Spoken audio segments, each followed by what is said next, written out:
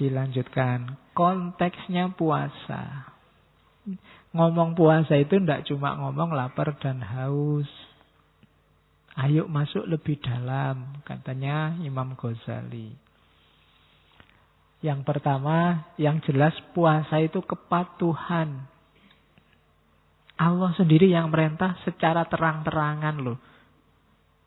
Ndak tedeng aling-aling kutiba alaikumusiyam. Kalian diwajibkan. Maka puasa yang pertama-tama bermakna kepatuhan kita pada Allah. Segala manfaat, segala hikmahnya puasa itu di bawah kepatuhan ini. Ndak boleh dibalik. Puasa itu menyehatkan. Kalau saya sudah sehat, apa harus puasa, Pak? Harus tetap. Ndak bisa dibalik. Puasa itu bikin kita menahan nafsu. Saya itu ndak pernah tergoda oleh nafsu, Pak. Berarti ndak butuh puasa. Ndak. Yang pertama-tama tetap kepatuhan.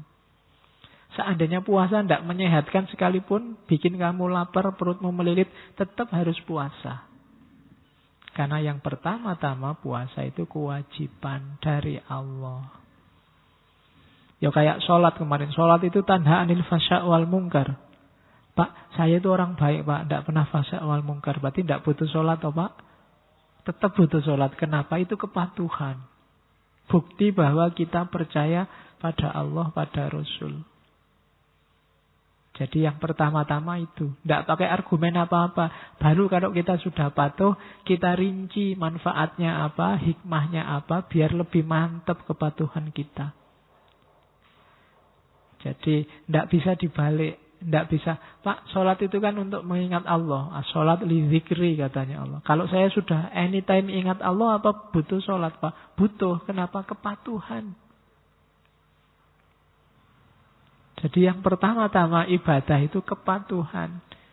Baru terus kita cari hikmahnya, manfaatnya, rahasianya. Itu biar ibadah kita semakin mantap. Biar kita sadar bahwa Allah tidak pernah nyuruh sesuatu yang sia-sia. Tapi itu belakangan. Setelah nilai kepatuhan. Termasuk puasa. Terus yang kedua, pelatihan. Riyadhah. Jadi puasa ini semacam short course 1 bulan. Latihan nyapih nafsu. Latihan mengendalikan diri, menguasai diri. Itu puasa. 1 bulan penuh kita dilatih. Saya tidak tahu sukses apa enggak. Kalian sendiri yang ngerti. Jangan sampai short course hanya tinggal short course, seminar hanya tinggal seminar. Harus fokus pada hasilnya. Biar besok benar-benar merayakan Idul Fitri, kembali fitrah. Jadi latihan terus. Dalam puasa, usahakan, saya bilang tadi ada target-target spiritual. Riyadhah. Ya yang nomor 1, latihan nafsu. Berani nggak misalnya khusus 1 bulan Ramadan besok, Pak, saya membuka WA hanya setelah maghrib sampai isya misalnya. Saya buka WA hanya kalau mau tidur, Pak, misalnya. Atau saya tidak akan lagi posting tentang yang dunia-dunia, Pak, 1 Ramadan ini. Saya ngomongnya akhirat aja misalnya. Ya tidak apa-apa, itu kan latihan. Pelan-pelan. Jadi silahkan bikin target sendiri. Riyadhah, bikin pelatihanmu sendiri. Ya latihan utamanya memang melawan hawa nafsu. Semoga sukses. Yang ketiga, puasa adalah pengorbanan. Persembahan. Persembahkanlah rasa laparmu, persembahkanlah rasa hausmu, persembahkanlah perjuanganmu untuk Allah. Jangan untuk yang lain. Jangan untuk, Pak, lumayan Pak, ada puasa 1 bulan, bisa diet gratis. Lumayan bisa menurunkan berat badan, enggak. Persembahkan puasamu untuk Allah. Dimensi pengorbanan. Semua ibadah itu persembahkan untuk Allah. Bahkan kalau kamu sholat kan ada Yang di doa iftitah itu kan inna sholati wa nusuki. Sholatmu, ibadahmu, bahkan hidupmu dan matimu persembahkan untuk Allah. Kalau dipersembahkan untuk Allah kan nggak boleh sembarangan. Masa dipersembahkan untuk Allah ngasih yang tidak berkualitas kan malu. Wong kamu ngasih hadiah dosenmu, ngasih oleh-oleh tetanggamu aja nyari yang pantas. Apalagi untuk Allah. Jadi yang ketiga, pengorbanan, persembahan. Jadi membahas puasa itu perhatikan konteksnya. Ada konteks kepatuhan, ada konteks pelatihan, ada konteks pengorbanan. Yang keempat, ada konteks penyucian. Pembersihan diri, tazkiyatun nafas. Jadikan momen puasa itu untuk menaikkan kualitas kemanusiaan kita. Biar kita semakin murni jadi manusia. Makanya goal terakhirnya kan fitri. Fitrah. Jadi harusnya besok hari terakhir puasa kita jadi orang yang cerah. Karena kita sudah fitrah. Jadi dimensinya penyucian. Lahir dan batin. Kemudian dimensi puasa yang kelima itu perjuangan, jihad dan mujahadah. Contoh mujahadah, jihadun nafas yang paling kelihatan itu puasa. Di situ kita berperang. Perang paling besar. Karena Nabi bilang, habis perang Badar, Nabi bilang, kita kembali dari perang kecil menuju perang besar. Perang besar apa? Mengalahkan diri sendiri. Antara lain lewat puasa. Terus yang keenam, keikhlasan. Satu-satunya puasa yang dimensinya ikhlas, karena yang hanya Allah yang tahu itu puasa, satu-satunya ibadah. Yang ikhlasnya bisa murni tanpa terkontaminasi hal-hal lain itu puasa. Kalau orang sudah lillahi ta'ala puasa, mungkin tidak ada orang tahu. Kalau sholat kelihatan, kusuk tidak kusuk kelihatan. Tapi kalau puasa tidak kelihatan. Seperti dijelaskan di depan. Terus yang terakhir baru puasa itu bisa masuk ke level hikmah dan iktibar. Kalau ada orang bahas puasa dari segi kesehatan, itu level hikmah dan iktibar.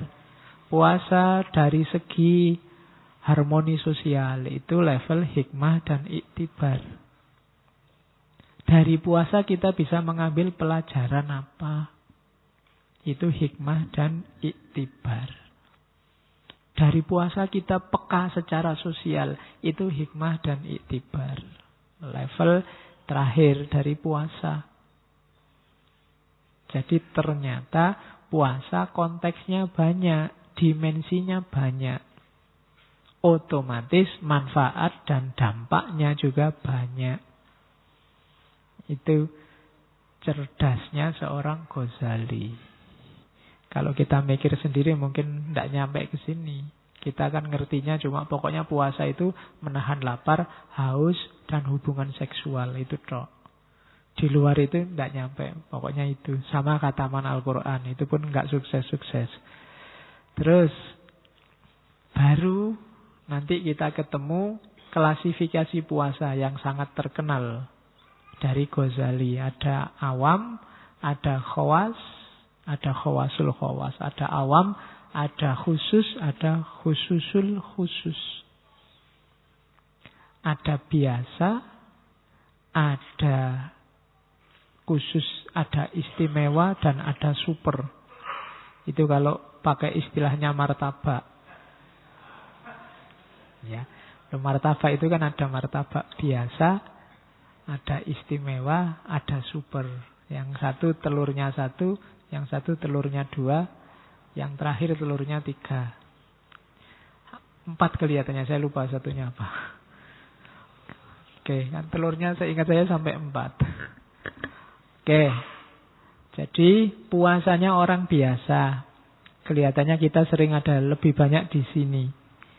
menahan diri dari memasukkan sesuatu dalam perut dan kemaluan terjaga. Itu definisi yang kita pakai. Pokoknya kita hati-hati, benar jangan ada sesuatu yang masuk ke perut. Kan itu yang sering kita bahas waktu puasa. Pak, kalau nelan ludah batal enggak? Pak, kalau saya dulu apa? Kentut di air batal enggak? Pak, kalau itu jadi kita sing dipikir itu pokoknya apa yang masuk ke mulut sama itu dok. Itu puasanya orang awam. Pak, harus hubungan suami istri enggak, Pak? Kalau enggak berhubungan mimpi batal enggak, Pak? Pak, harus selalu begitu yang kita bahas. Dimensi fisiknya. Ya enggak salah. Cuma masa levelnya masih ini gitu loh. Itu arah SD dan TK yang bahas ini. Pak, kalau sikat gigi batal enggak? Kan itu. Kamu kan selalu ribut di situ. Sikat gigi ya enggak batal. Kalau kumur-kumur terus ditelan itu batal. Ya kan? Pak, kalau nangis batal enggak? Kan ada ya, saya sering ditanya gitu zaman dulu waktu kecil. Nangis batal enggak? Ya, nangis enggak batal. Kalau nangis terus air matanya diwadahi terus diminum batal. Ya kan? Oke. Kalau marah-marah batal enggak? Ya, kalau marah-marah terus kamu mecah botol terus isinya kamu minum ya batal. Kalau fisik gampang, rumusnya gampang kalau fisik. Cuma kita biasanya ini. Tapi yo ini gerbangnya, jangan disepelekan. Cuma jangan berhenti di sini, itu maksudnya Ghazali. Diawali dari sini, mencegah perut dan kemaluan. Pak, kalau sudah imsak masih boleh makan nggak Pak? Gitu. Boleh. Kalau sudah subuh, Pak, saya sudah terlanjur subuh belum minum, Pak. Boleh nggak minum? Nah, itu kan. Terus kamu bingung, boleh nggak ya? Tapi kalau nggak minum nanti haus sampai siang. Salahmu dewe, tangine telat. Jadi fikih itu jelas, eksak, ukurannya gampang, mudah dideteksi. Jadi puasa cuma jangan dititik beratkan di sini.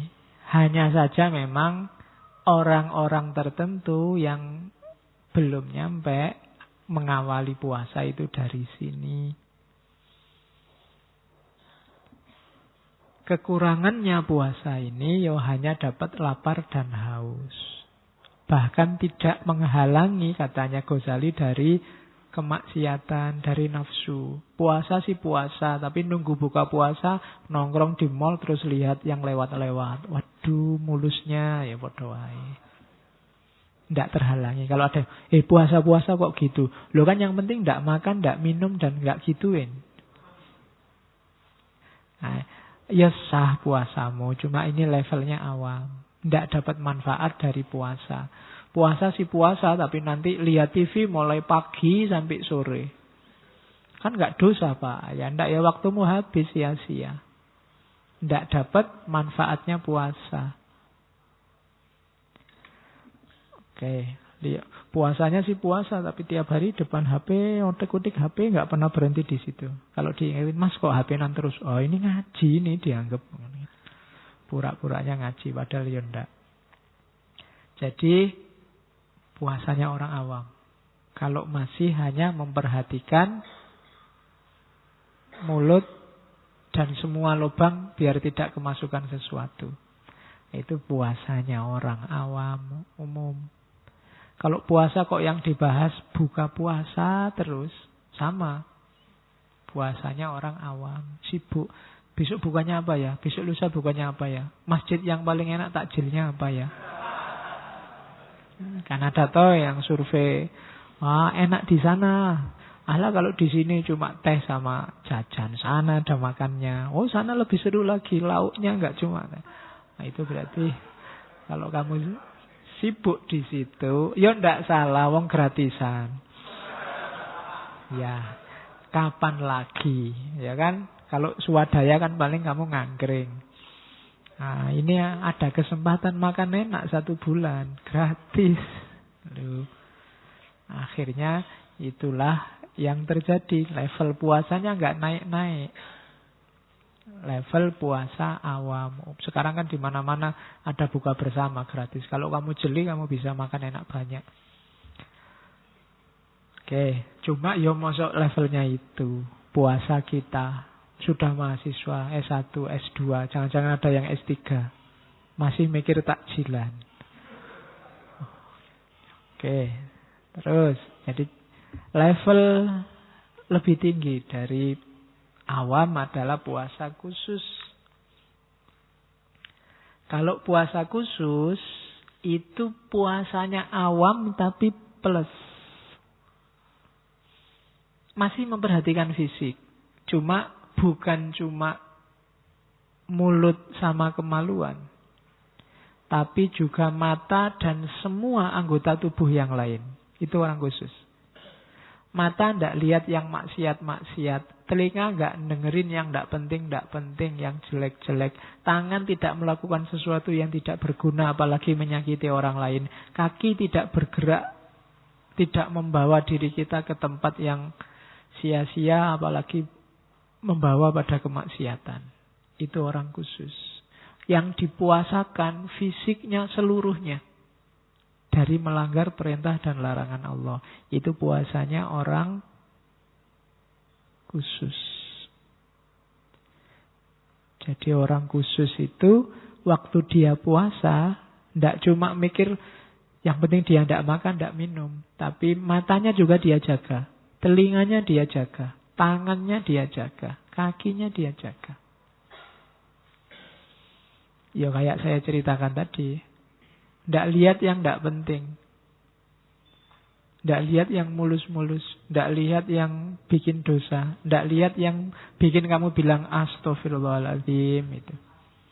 Ya mau lihat apa? Kamu kan sering lihat astagfirullah. Itu kalau semester 1. Kalau semester 6, alhamdulillah.